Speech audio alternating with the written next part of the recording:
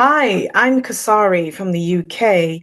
I listen to Optimist Show, I observe and I watch where you enjoy different conversations that release good vibes, positivity, inspire on spiritual matters that will impact not just yourself, but your community. Thank you. The Optimist Show is about news, information, entertainment, and activism. Welcome to the Optimist Show podcast, and we want to welcome all of you wherever you are this time, and thank you very much for joining us as we continue to keep hope alive. The Optimist Show brings you the information as it is, and so we are glad to be with you today so that we can share together. Please like and share, subscribe to our channel, The Optimist Show, keeping hope alive. I'm a young Rasta, right? And from growing up, since small, I know that my parents have been farmers and we are connected to the land. We're the third chocolate factory to be established on the island, and we make beautiful Grenada chocolate. As soon as you mention the word chocolate, everything go up by 10 times. We know Grenada has great cocoa, great spices, but I was always passionate about making sure that the world could kind of get a chance to experience it. I've been in the chocolate factory over 19 years now, and I love making chocolate. Probably we just start experimenting and getting right. Let's say that then start chocolate making. Right now, I do the man. When we're talking about the modern history of Grenada, in the mid-17th century, cocoa was one of the first crops that was grown in Grenada. So more organic, you can get a more enduring fruit. We're taking care of the soil, and that's why we use that same food to go to the home of the Asian black fishermen, to give it to our Asian people. What makes me proud to be a cocoa farmer is seeing the cocoa bear. Because if you don't take care of the cocoa tree, you ain't gonna bear. Education. And through that education, it could divert through the land. Because remember, agriculture is education. Well, let me welcome all of you again to this podcast here on the Optimist Show. And today I think that we're going to be having some very insightful discussion on what's been happening in Trinidad and Tobago, our neighbor, actually. And so we're going to be requiring of all the viewers to make that connection and seek to understand what's happening in our neighborhood. All right, so I have this afternoon here with online with me, Ms. Candice Jackson, who is a journalist, and she's based right now. In fact, we are connecting from here in Carriacou to Tobago. And I think that's a very nice connection. And so she's going to be speaking to us about what's been happening, give us some insights from our own perspective as someone who's been part of the media arrangement. Ms. Jackson, it's so nice to have you, and thank you very much for agreeing to be on our podcast. Thank you for having me. It's my pleasure to be here. Okay. Good. And for someone who have not in recent times visited Carriacou, what are some of the things that you remembered when you were last here of probably not Carriacou but also Grenada? Well, I think the last time I was in Grenada was perhaps 2016, and that was through a journalistic venture. There was a fisherman that was lost from Tobago, and I journeyed with some fellow fishermen to Granville and back to pick him up. So I covered that journey and stuff, and that was in 2016. But in 2013, I was in Carriacou, visited there. I just had a few days of downtime in Carriacou, and it was absolutely beautiful, very relaxing. I do not remember the name of the beaches, but I went to a few of them around, and I just remember just enjoying it. Just the water, just the peace, the serenity. Really, really enjoy that. Great. Mm-hmm. Of course, I would fail if I don't ask you to come again, because those things still exist. I definitely want to come again. It was sad when we saw what happened with Hurricane Beryl last year. But I hope that you guys do recover and do recover quickly. So Yes. Well, that is the process. Recovery. Recovery. Yes. Now, talking about recovery, we are now want to go over, not from the hurricane standpoint of recovery, but you have just had in Trinidad and Tobago an elections, and I followed it, and what has happened. We see that there is a change in government. Yes. Tell us from your own perspective, your observation as to the nature of the elections, the campaigning, all those things, all the, what we find in our elections. All right. So the first things first, in Trinidad and Tobago, our elections, well, our political parties to begin with, are unfortunately divided along ethnic lines. So between the East Indian community and the African community, which is really, really unfortunate. So over the years, both parties, which is the PNM and the UNC, have tried their best to say that, they're an all-inclusive party and they embrace the multi-ethnic makeup of Trinidad and Tobago. However, it's still, for whatever reason, among the population, it still ends up being where the East Indian vote traditionally goes towards the UNC, that's the United National Congress, and the African vote goes towards the People's National Movement, the PNM.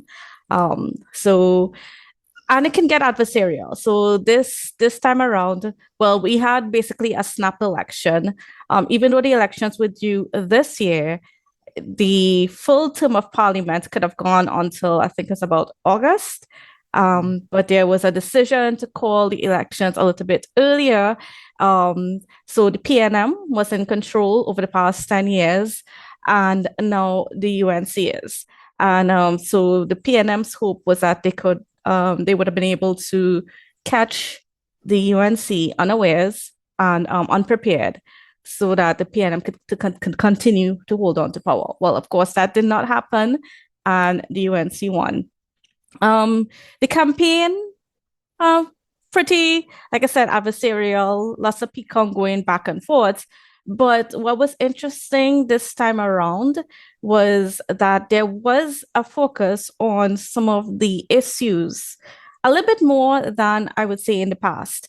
And it also came up with the attempt by many other smaller parties. So we have two major parties, like I said, the UNC and the PNM, but we have a lot of little parties as well. And I say little because they are little. And when we looked at the results of the elections, they were not able to pull in any significant amount of votes. However, there is still a lot of people that are unsatisfied, which is the reason why there are several parties. I don't even recall the amount because it's actually quite a lot of smaller parties trying to, break out of this two-party system that seems to just plague us and give a different perspective and focus a little bit more on the issues. And it worked in a sense that it forced the bigger parties to really talk about some of the issues that are on the ground and not just mudslinging at each other. Yeah. Well, I guess that's the Caribbean thing. Yes, unfortunately. Yes. From your standpoint, of course, you did mention that PNM was there. They ruled reigned for 10 years. Yes. And they would have lost. From your own standpoint, looking at and someone being on the ground, what are some of the factors which contributed towards PNM getting out of office? Well, there's actually quite a lot of factors that went into their loss, and some of the main ones I think has to do with what happened at the prime ministerial level. So at the beginning of this year, then Prime Minister Dr. Keith Rowley said that he was going to be stepping down as Prime Minister. He's going to be resigning as Prime Minister before elections are called, and the party would basically select someone else to be prime minister from amongst the members of parliament. And so, of course, for a lot of people, it took us by surprise. But if we looked back to the elections in 2020, Dr. Rowley said on the election night that this was going to be his last election that he would contest. And he did stick to that word. So what happened in January, so the prime minister announced his intentions to resign. And a couple weeks afterwards, there was actually a couple of days afterwards, there was a caucus that happened in Tobago with the PNM members of parliament, where during that caucus, they decided that Mr. Stuart Young would be the successor for Dr. Rowley as prime minister. Now, that decision and the way how that played out, first of all, Mr. Young did not get unanimous support. There was also support for Penelope Beckles-Robinson, who is currently the opposition leader, but we'll get into that a little bit later on, right? So that, like I said, that happened, and there was disagreement even amongst the members of parliament then about that whole process, and then the greater party, because the PNM is a very strong party. It's been in existence for over 60 years prior to our independence. They are very strong in their systems.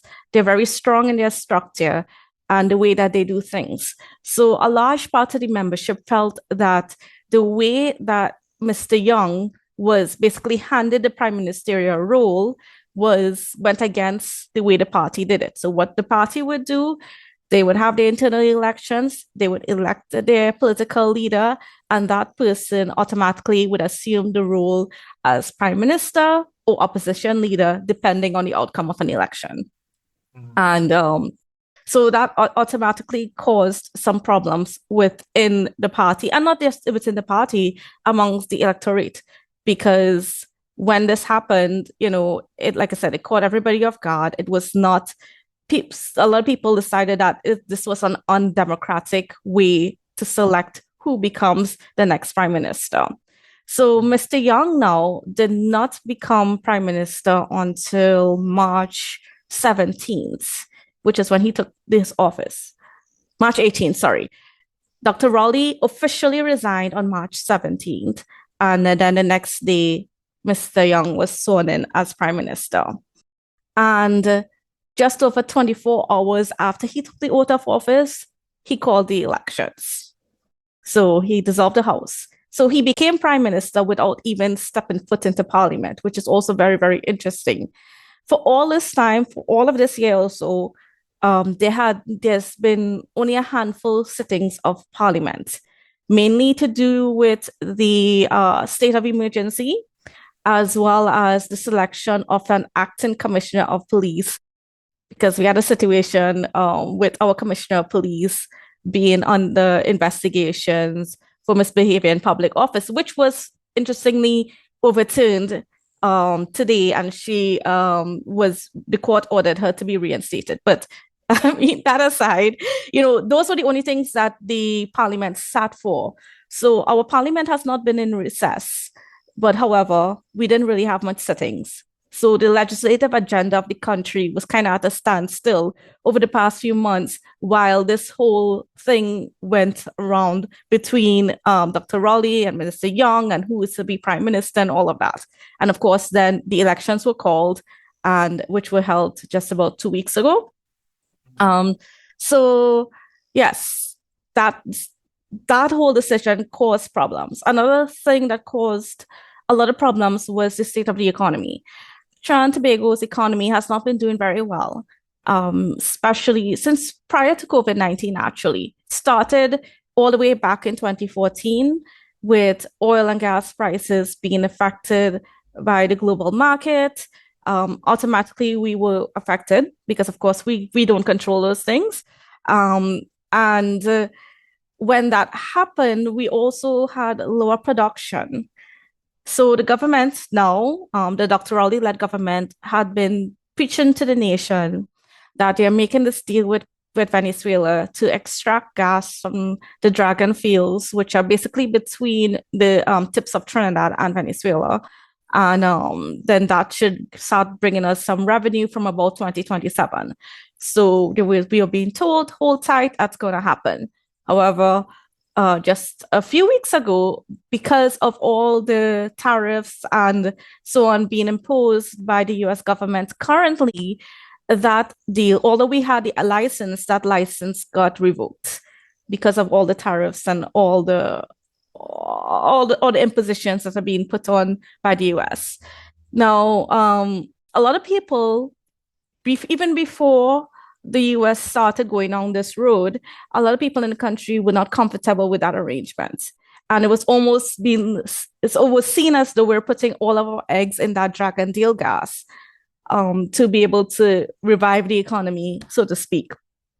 And this, of course, has to do with the fact that Venezuela is not a stable country, as we all know. And on the global stage, geopolitically, it has a lot of problems. And even if the US didn't do what they did, there's a possibility of us facing problems from other countries because of how Venezuela runs their country and so on, right? So that was another thing that affected us, that affected the electorate, as well as, like I said, the economy. There was a sense of the government becoming out of touch with the man on the ground. So the drop in the economy since 2014, the subsequent closure of Petrotrin in 2017, then COVID-19 in 2020, all of these things caused problems within the economy. And there's a widening gap between the lower class and the higher class people in the country. The middle class people were shrinking, and there seems to be no one paying attention to it. The availability of foreign exchange has also been an issue, major issue, because, a lot of the country citizens are being told, okay, yeah, maybe you need to go and start your own businesses and so on.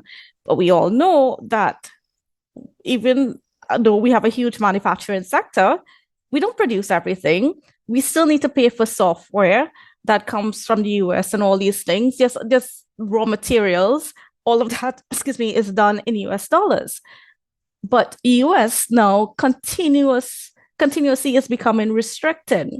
So then the ability for people to do business is being restricted as well.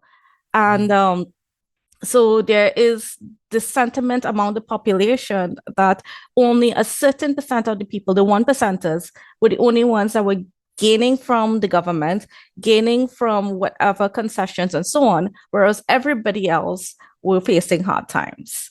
Okay. So that, in a nutshell, was kind of like what really happened. Basically, a lot of the citizens felt that the government no longer catered to their needs, and just because of certain policy decisions and so on. And then, of course, they were not happy with the way that the prime ministers changed when Dr. Rowley decided to resign. Okay, all right. Well, this is a lesson in sociology, a lesson in politics, yes. a lesson. But in the environment that you describe, how is this new administration settling in or settling at all? Well, we haven't really heard too much from them as yet. There was the first press conference by the cabinet done on, what was it, Thursday, I believe, Wednesday or Thursday. And we had Prime Minister Kama Prasad-Visesa basically stating that the treasury is empty. And I think we're going towards, I think it was, if I'm not mistaken, $9 billion in debt and so on. And so there needs to be some adjustment going forward. However, instead of using the rhetoric that we've been hearing over the past 10 years, which is the country doesn't really have that much money, everybody needs to tighten their belts, Prasad-Visesa said that we're going to make some adjustments, but it's not going to be bad. They're working at raising other streams of revenue.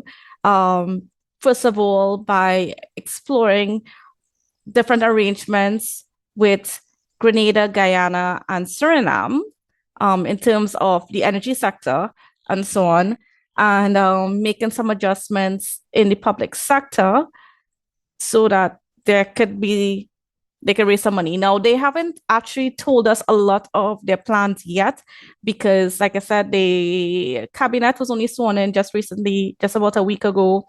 They've only been, literally, they've only been on the job. The cabinet has only been on the job for like a week. So they have not come to us yet to tell us the plan as to how we are going about, raising the revenue that we need to take us forward. There were also a lot of promises made on the campaign trail. Which one of those will be prioritized? How will those things be funded? Those things are still yet to be heard. So I guess you could say that right now they're just getting their feet wet. They're getting a handle of the situation. They're having their different conversations with all the different ministries, the players within it, to then be able to come back to us. So I suspect that Thursday we might be hearing from them again. Normally we have the post-cabinet briefings. Cabinet meets usually on Thursdays. So after that, we should hear a bit more about how they intend to take things forward. So it's been pretty quiet actually since. Do you find that there's a sense of calmness in society as a result of this? Based on the results of this election? Well, there's a lot of people that said that they feel that there's a sense of calmness now. It seems brighter, if you will. However, I'm more cautious. I've been working under several governments, and I know you just gotta wait it out. Let's see what happens. Let's see them get into action. There's also the mid-year budget review that's coming up pretty soon, and that's when we would really be able to see how effective this new government is, whether or not they learned from some of the mistakes that they made also between 2010 and 2015 when Mrs. Kamala Prasad-Bissessar was Prime Minister. How different it's going to be, whether they're really going to do initiatives and so on that will meet the people on the ground. Because that was a big one. I mean, like I said, that was one of the biggest things. A lot of people felt that the Dr. Raleigh government had lost touch with them and they were not being heard. The real issues such as, when you go to the grocery, the prices are high and that sort of thing. Those things were not taken into consideration. And a lot of people were suffering. So, we'll see. It's kind of like a wait and see right now. But I know a lot of people are saying that they feel better, they feel comfortable, they feel a sense of calm. Excellent. Mm-hmm. I think it's very important that we have that connection as neighbors. Certainly. Because what happens here similarly might be the same thing that happened there, but because it happened within a different context and a different place, we all can learn from each other. Some of these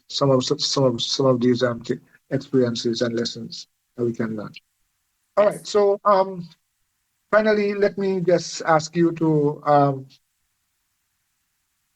give us your insight as to how society should respond at this time, despite all the challenges, despite all the strategies, despite all the limitations.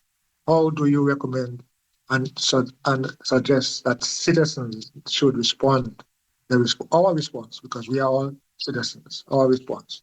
Certainly. Well, a lot of people often get caught up in the campaign promises. So, of course, politicians make a lot of promises on the campaign trail, and they are not often able to fulfill those promises, at least not in the first instance.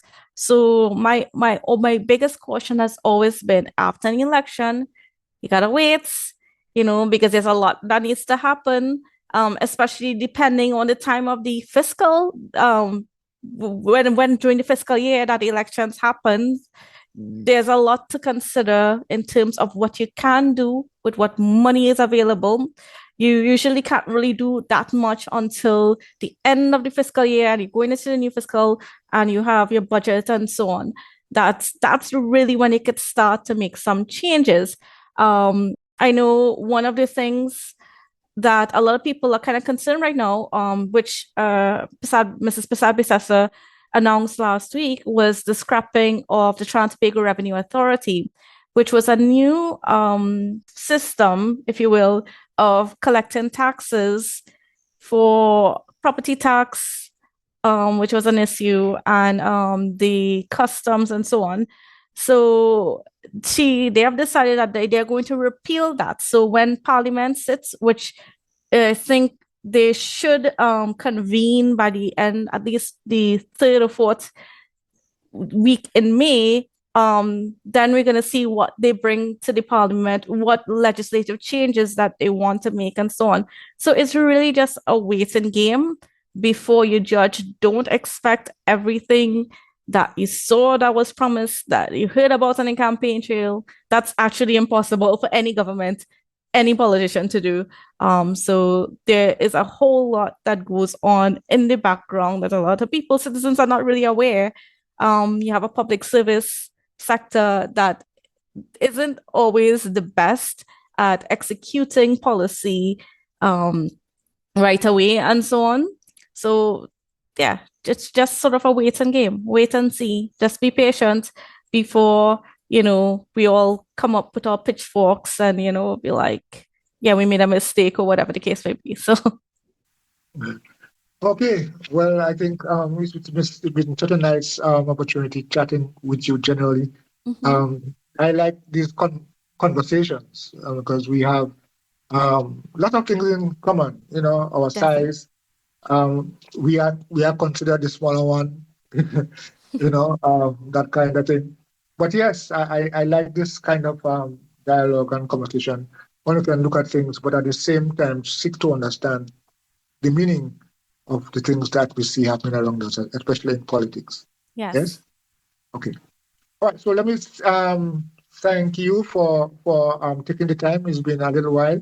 And I want to get a commitment. Well, I don't know if I should call it a commitment, but I want to hear your thoughts on the request I'm making, that this should be something that we do very, very, very regular.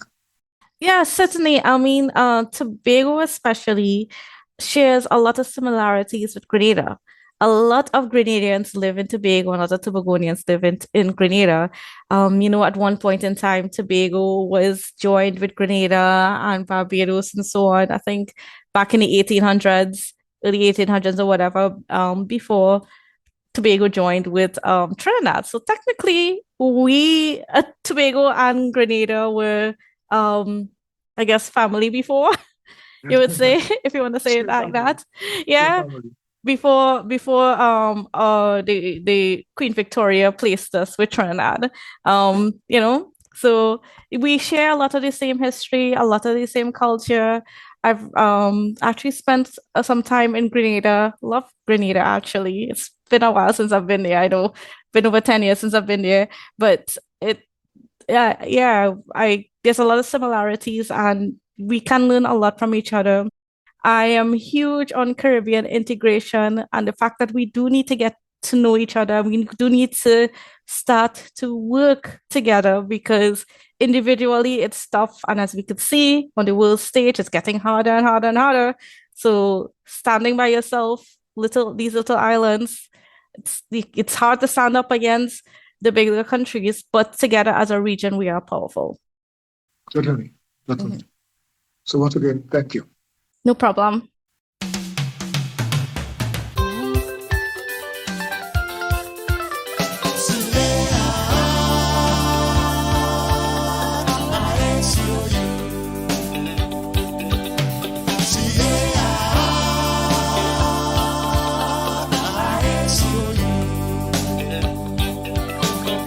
Welcome to Carriacou, where traditions, culture, and connections meet. Conscious Tours can provide an experience of a lifetime. Getting to know the people and their lifestyles. Visit historical sites. And the taste of a sumptuous local cooking. Enjoy the ride. With Conscious Tours, Karakou. Providing quality memories. Special and complete weekend packages for up to 7 people are available. For reservations, call 1-473-407-4597. Conscious Tours, Karakou.